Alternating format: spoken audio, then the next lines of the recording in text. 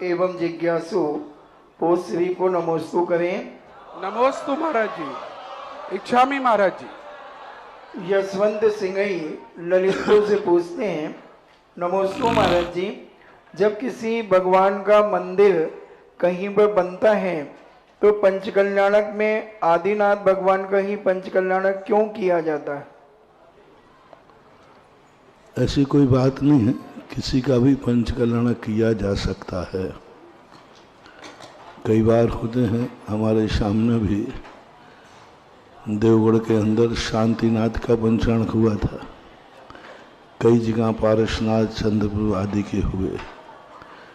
आदिनाथ के दो कारण। पहली नाथ है कि आदिनाथ के द्वारा जो संसार का जो कल्याण हुआ, दोनों मार्ग, संसार और मोक्ष मार्ग, दोनों मार्गों का प्रवर्तन किया।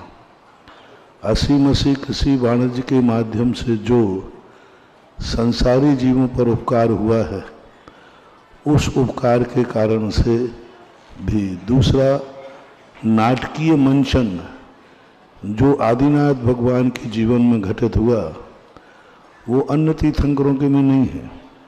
अजितनाथ, शंभवनाथ एक सामान्य पंचकल्याणक, इनके लिए तो जन्म से लेकर के मृत्यु तक एक से एक घटनाएं घटी। नीलांजना का नृत्य होना, षटकर्म की व्यवस्था होना, बहुत सारी चीजें हैं। 6 महीने तक अंतराय आदि का आना, तो इनके साथ। तीसरा कारण है कि बड़ों के अंदर सब समाहित हो जाते हैं। आपके पास जो कार्ड आता है घरों में, सबके नाम लिखे हुए आते हैं कि घर के मुखिया का? बस, क्योंकि पंचकल्याणक में एक भगवान की प्रतिष्ठा नहीं होती, अनेक भगवान होते हैं। तो आदिनाथ हमारे सबसे बड़े बाबा हैं, तो उसमें पूरा कुटुंब समा जाता है। और किसी छोटे के नाम से बीच में पत्र आ जाए, निमंत्रण पत्र आ जाए, तो बड़ा भैया रूठ जाए कि तू छोटे तेरे नाम से आ गया, मेरे नाम से नहीं आया। तो एक नैतिकता और सभ्यता के नाते भी, क्योंकि पंचकल्याणक में 24 तीर्थंकर प्राय आ ही जाते हैं, तो बड़ों का पंचकल्याणक हो जाने से सभी का पंचकल्याणक मान लिया जाता है। यह मुख्य कारण है। प्रतिष्ठा पाठों में ऐसा कोई भी उल्लेख नहीं किया गया कि आदिनाथ का ही होना चाहिए या अजितनाथ का ही होना चाहिए, लेकिन आदिनाथ भगवान के पंचकल्याणक परम उपकारी, इस संसार की व्यवस्था बनाने वाले, संसार को सब कुछ देने वाले। आज संसार में जो कुछ भी दिख रहा है, सब ऋषभ देव की देन है, ऐसा मानकर।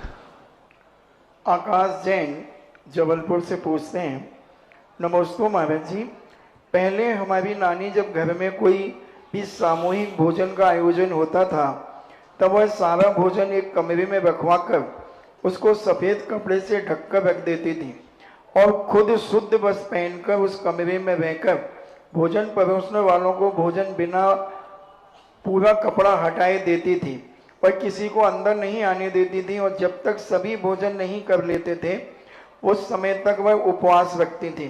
सबसे बाद में भोजन करती थी और कितने भी लोग कितना भी भोजन कर लें, कभी कोई कमी नहीं आती थी और भोजन बहुत ही स्वादिष्ट बनता था। इसका क्या प्रभाव था, क्या कारण था महाराज जी? ये तंत्र विद्या के अंतर्गत आता है। एक तंत्र विद्या है जो गृहस्थों के लिए बहुत कार्यकारी होती है, और उसके माध्यम से वो इतने उसका सम्मान करते थे कि उसको कपड़े से ढक देते थे। कितना बना है ये भी नहीं देखना, कितना खाली हुआ है ये भी नहीं देखना। और उस कमरे में वह व्यक्ति बैठता था जिसने अभी तक भोजन नहीं किया है, यानी वो भोजन भिखारियों के लिए नहीं बन रहा था, वो भोजन मेहमानों के लिए बन रहा था। मेहमान, महामान। जैसे मुनि महाराज को आहार देते हो तो पहले तुम नहीं खाते हो, देते हो, ऐसे ही घर का व्यक्ति हमारे यहाँ जो आए हैं, वो भिखारी नहीं आए हैं, मेहमान आए हैं, उनके लिए हम भूखे रह करके भी उनको खिलाएंगे। यह जो सम्मान की बात होती थी, इसी से सिद्धि होती है। जिन घरों में सबको भोजन कराने के बाद भोजन करती हैं महिलाएं, उस घर में अन्नपूर्णा की सिद्धि होती है। द्रौपदी को वैष्णव दर्शन में यही तो सिद्धि थी। उसका एक ही नियम था, सबको भोजन कराने के बाद भोजन करेगी। उसका परिणाम ये निकला कि जब तक वो भोजन नहीं कर ले तब तक कितने लोग भोजन कर जाएं, लेकिन वह भोजन खत्म नहीं होता। ऐसे ही वहाँ की यही परंपरा के कारण से कि भोजन देने वाला अभी खाएगा नहीं, सबको खिलाएगा। उसी का परिणाम है कि इस प्रकार की सिद्धियों की घटनाएं सुनी जाती हैं कि 1000 का भोजन बना 2000 खा गए। और आजकल तो सब शुद्ध सब हो गया। अब तो कैटर्सों का जमाना है।